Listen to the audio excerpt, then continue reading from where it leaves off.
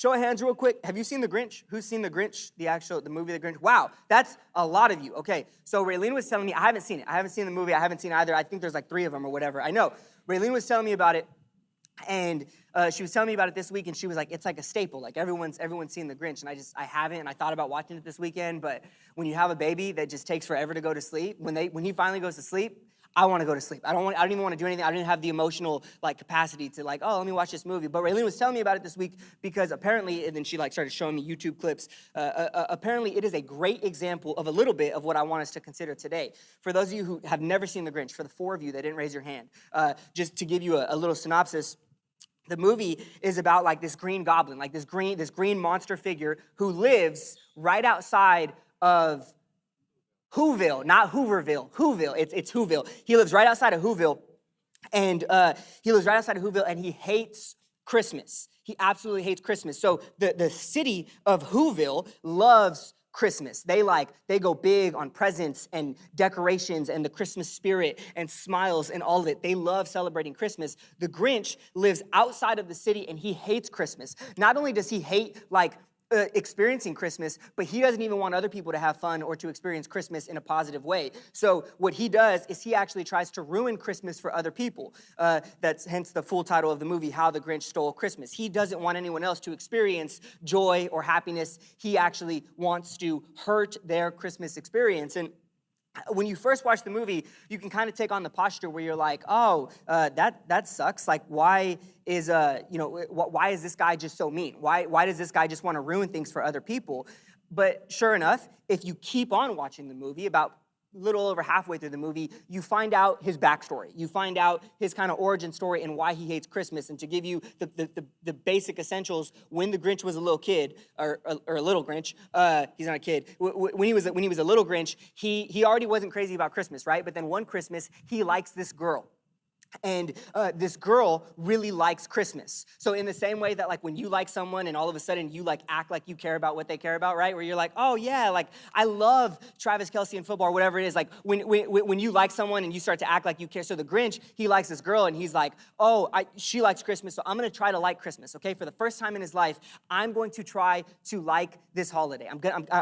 He normally doesn't like it, but he's like, I'm willing to try. I'm willing to put my heart on the line for this relationship. And sure enough, he goes home and he makes the girl this little present and he tries to clean himself up. So he tries to shave and, make himself look really nice. And then he shows up to the class Christmas party and he has a bag over his head because he's extremely embarrassed about what he looks like. He takes the bag off and he has cut himself. The shaving process, he's cut himself a number of times from shaving and everybody laughs at him.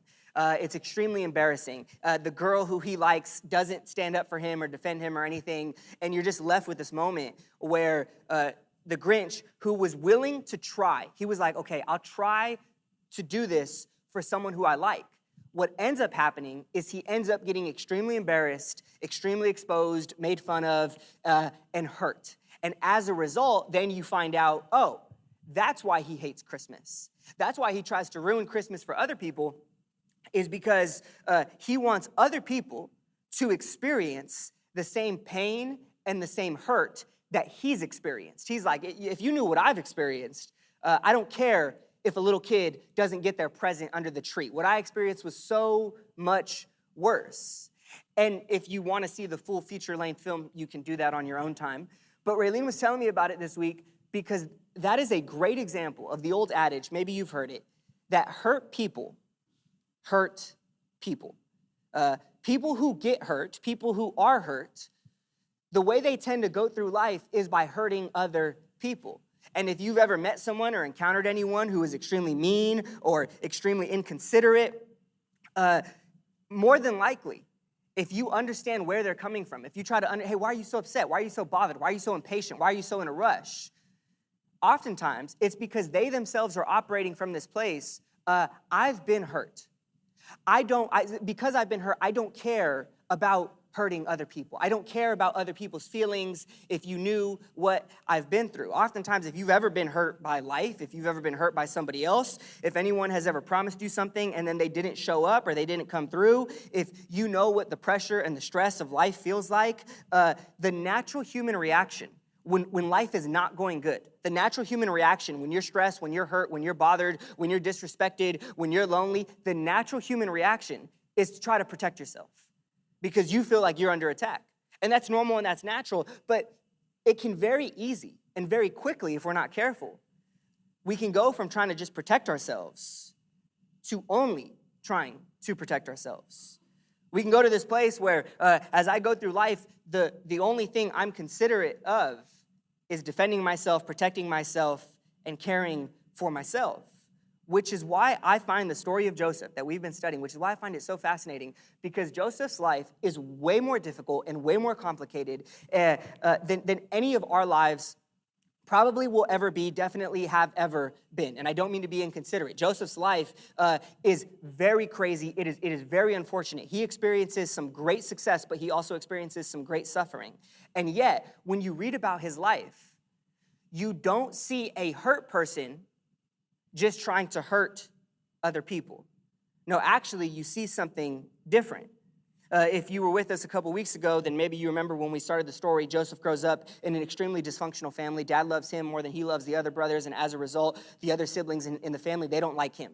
And I'm sure that if you grew up with siblings, there are times where you and your siblings, you're going to get into fights, right? You're going to say things that you didn't mean to say. You're going to say things and you're like, man, that was kind of hurtful. I probably shouldn't have gone that far.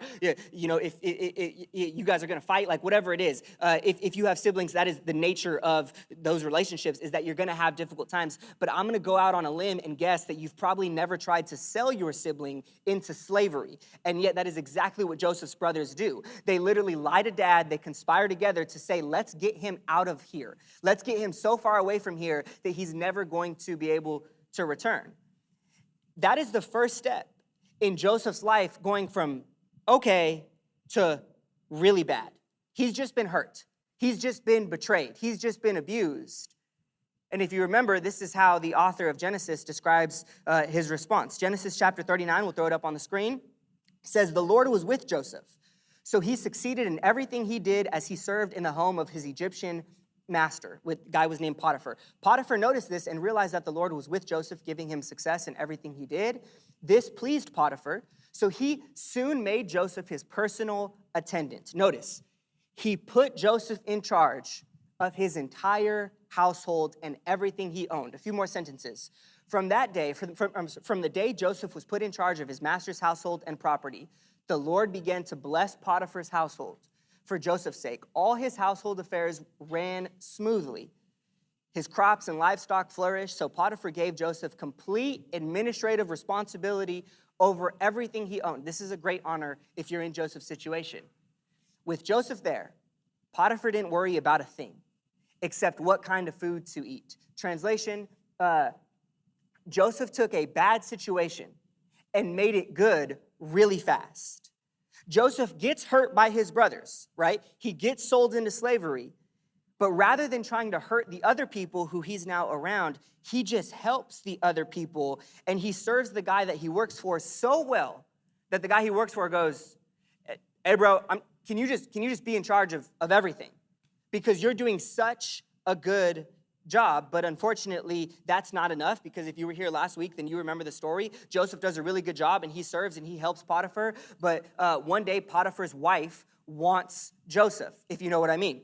And she tries to tempt him, and he refuses, because he's like, why am I going to needlessly do this thing to Potiphar? Why am I going to hurt Potiphar, even if it's going to be behind his back, even if he might never find out about it? Why would I take advantage of him like that? Why would I hurt him? He doesn't want to do that. He doesn't want to sin against God. So unfortunately, Potiphar's wife still tries to get Joseph, and he refuses. She makes some false accusations about him, and then Potiphar gets upset when he hears about it, and he throws Joseph in jail. Okay, so I was hurt by my brothers, and then you know what? I tried to make the best out of the situation. I was a really good employee. Oh wait, I was just falsely accused, and now I'm in jail. I just got hurt again. Joseph, how do you respond to hurt again? Genesis chapter 40, I think, or 39? Yeah, there we go. But the Lord was with Joseph in the prison and showed him his faithful love. And the Lord made Joseph a favorite with the prison warden. Before long, the warden put Joseph in charge of all the other prisoners and over everything that happened in the prison. The warden had no more worries.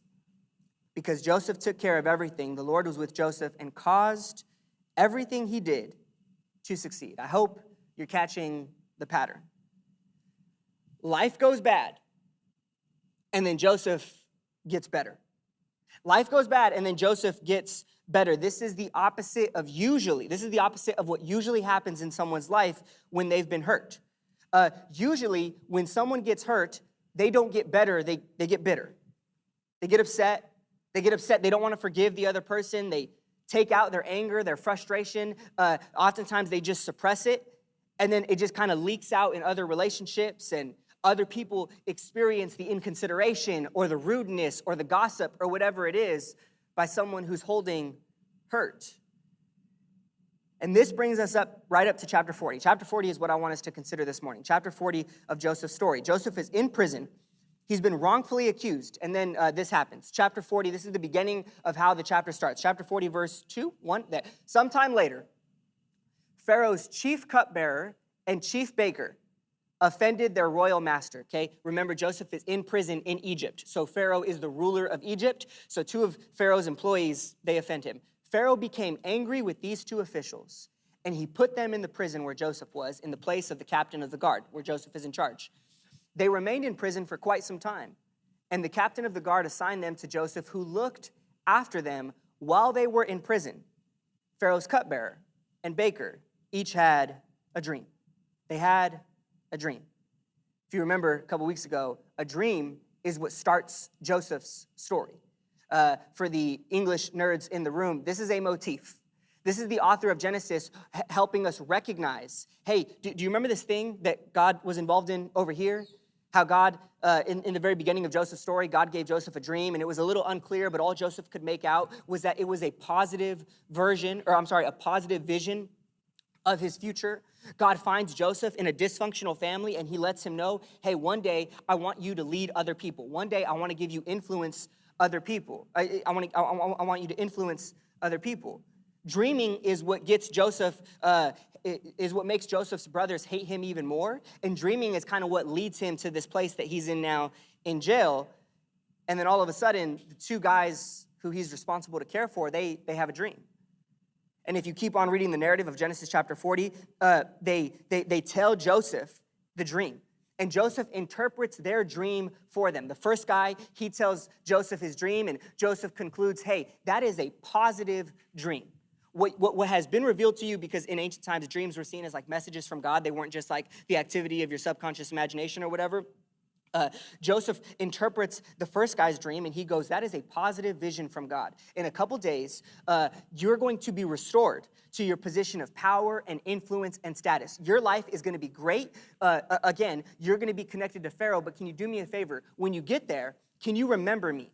Can you let Pharaoh know, I'm not even Egyptian, I'm not from this land, I don't belong here, I was wrongfully accused to be put into jail, I was wrongfully sold into slavery. Please, you're gonna get back to Pharaoh, please remember me. And then the other guy in the jail cell, he tells Joseph his dream, and unfortunately Joseph concludes very briefly, your dream sucks. Your dream is actually a negative vision about your future. In a couple days, Pharaoh's gonna kill you, and sure enough, that's exactly what happens. In a couple days, they're both released, but one guy is killed by Pharaoh, the other guy is elevated back to his position of power and status and authority, but that was the guy that was supposed to remember Joseph, and he totally forgets about him. And the very next thing that we're told is that Joseph would remain in that prison for 2 more years. For 2 more years, he would just suffer in silence. And one of the things that the Joseph story makes very clear is that just because God gives you a dream, it doesn't mean that thing is going to happen right away. As a matter of fact, I would actually argue that most of the great things that God wants to do in your life, for your life, and through your life, most of those things don't happen overnight. Most of those things don't happen right when you get the dream. Most of those things happen over time, which is kind of frustrating because if you are a young person today, you are growing up in a culture that not only champions success, but really champions success like right now. Like young people don't want to be successful just in the future. Young people want to be successful today. When was the last time you had a conversation with a friend and they said, yeah, after high school, I think I want to get like a basic job and just stay there for like 10 years. And then maybe when I'm 30, I'll like start to figure out my passion, maybe get into a relationship. When I'm 40, maybe I'll get into my career, and then, I'll get some great friends. And then when I'm 50, I can like buy a house. And then when I'm 60, I can start traveling and taking vacations.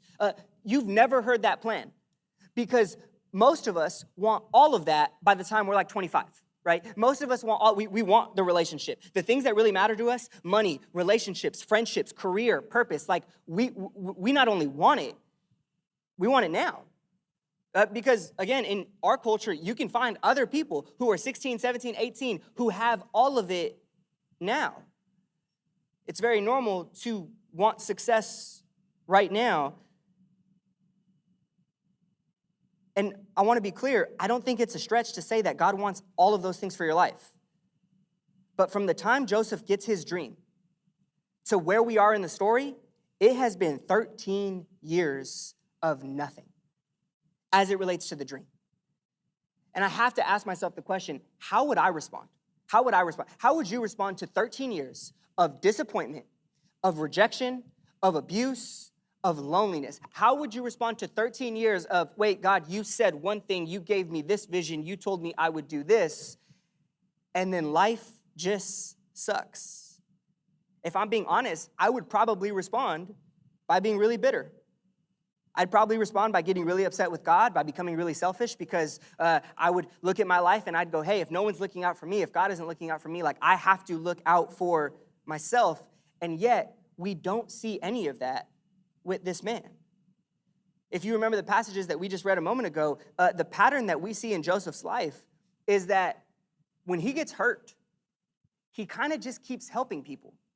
When he gets hurt by his brothers, he gets sold as a slave to this man named Potiphar, and instead of just trying to hurt Potiphar, instead of just trying to do lousy work, we're told that he helps so well that Potiphar goes, dude, I'm just gonna put you in charge.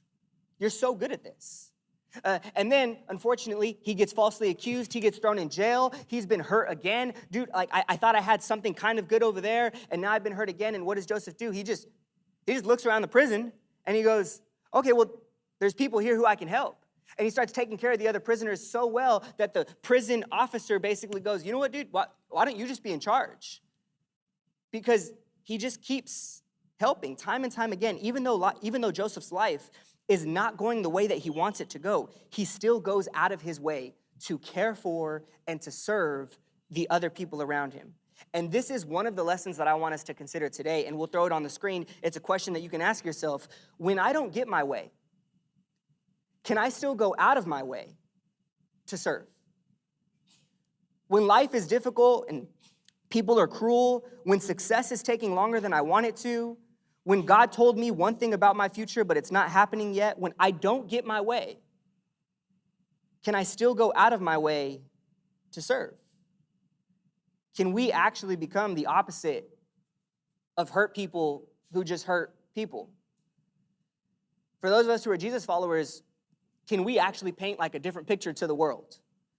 Normally, what everyone is so used to experiencing is that when life gets really difficult, and when they've been abandoned, when they've been hurt, when stuff hasn't gone their way, the natural reaction is to just become somebody who's not considerate, to become someone who's not kind. I don't have the patience or the time to care about you.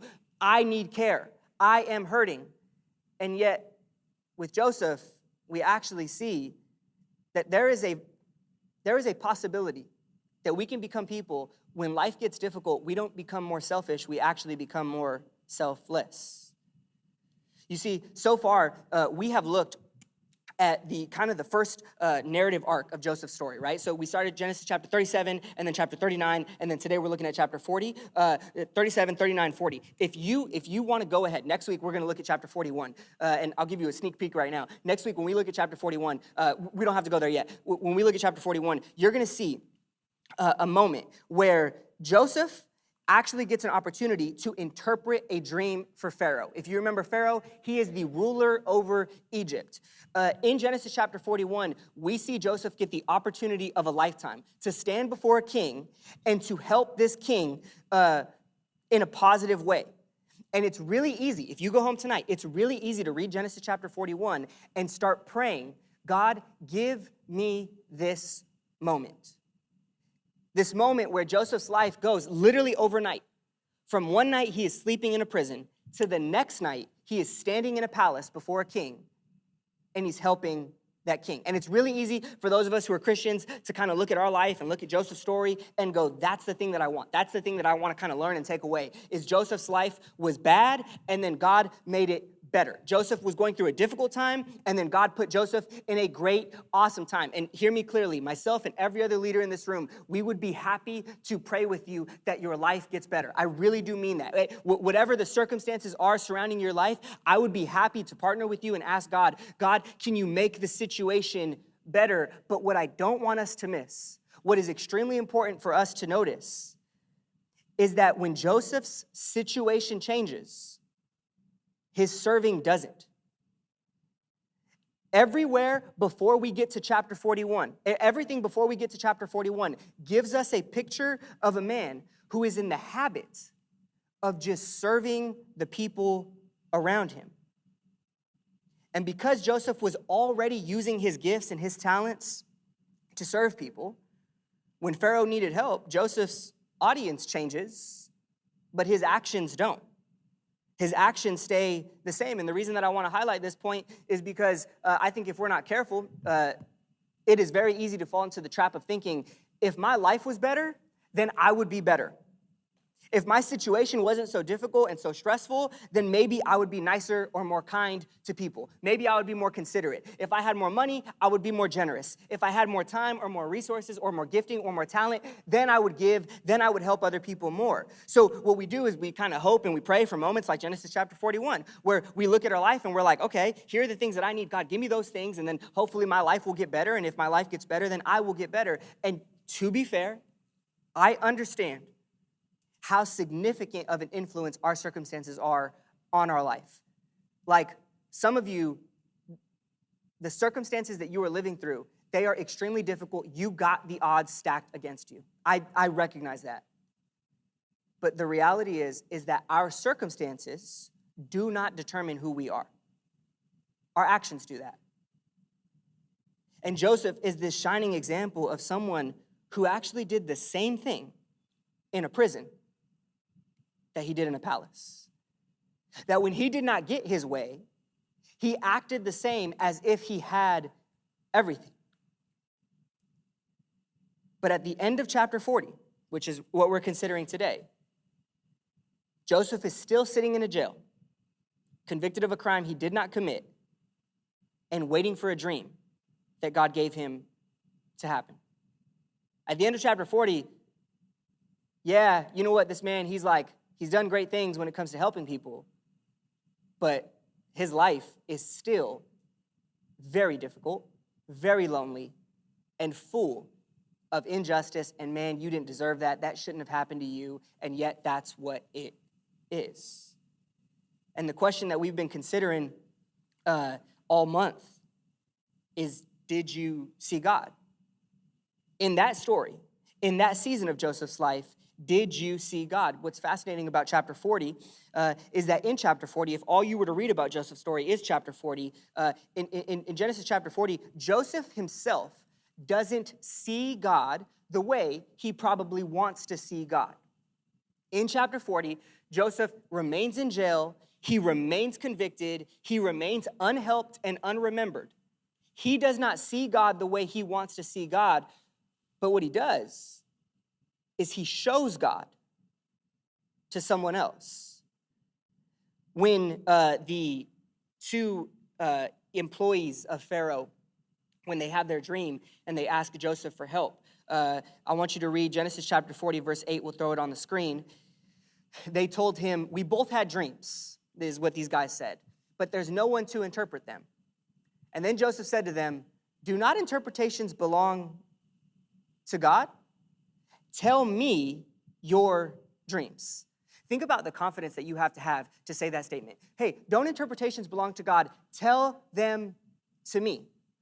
Wait, Joseph, you just said that God interprets dreams. Yeah. So tell me your dreams. Are you God? No. But just tell me your dreams. You just said that we need God's help. If you tell me your dreams, God will help me help you.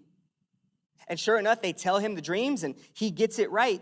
And as readers of the story, we're supposed to notice that even though Joseph can't see God the way he wants to see him, even though God hasn't come through for him, even though God hasn't answered the prayer yet, even though Joseph's situation hasn't changed, even though Joseph can't see God the way he wants to see him, his serving is actually showing God to the people around him.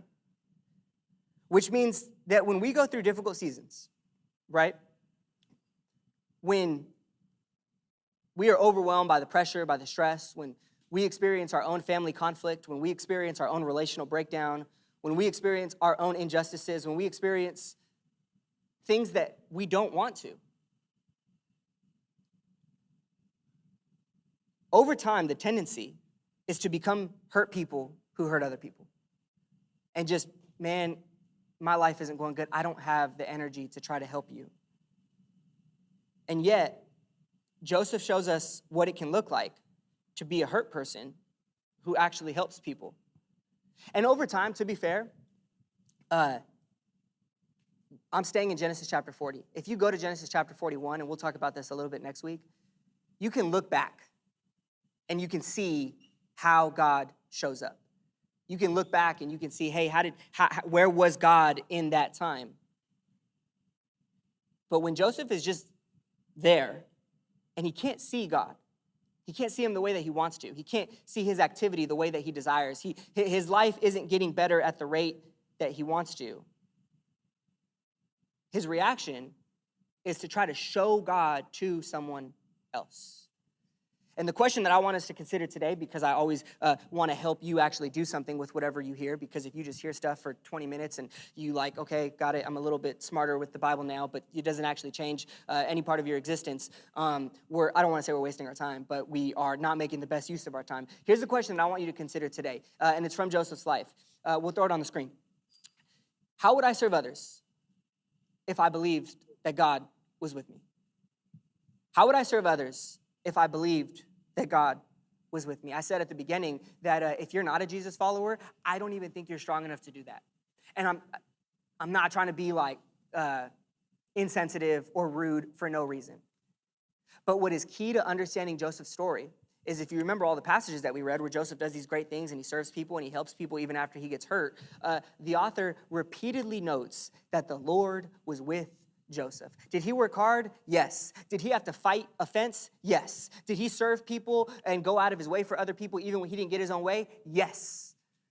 But the Lord was always with him. In other words, for those of us who are Jesus followers, we believe that when we are going through a difficult time, God's grace will not only get us through, God's grace will actually empower us to look beyond ourselves, beyond our hurt, beyond our frustration, beyond our disappointment, and somehow, maybe if we don't see God, we can still show him to other people. Which is why, for those of us who are Jesus followers, the only way we do that is if we believe that God is with us.